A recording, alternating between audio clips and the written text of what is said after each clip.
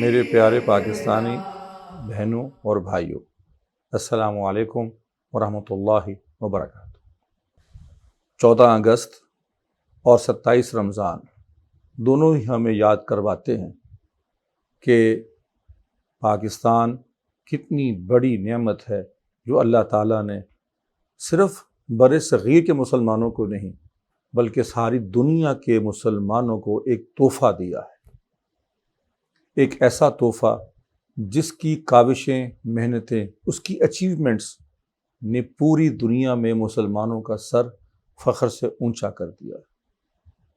اس بات کا اندازہ کیجئے، سوچئے کہ پاکستان کیسے وہ ٹکڑا ہے ایک جنت جیسا اس زمین کے اوپر، جہاں مسلمان اپنی زندگی اپنی مرضی سے اور خیر و عافیت سے جی سکتے ہیں۔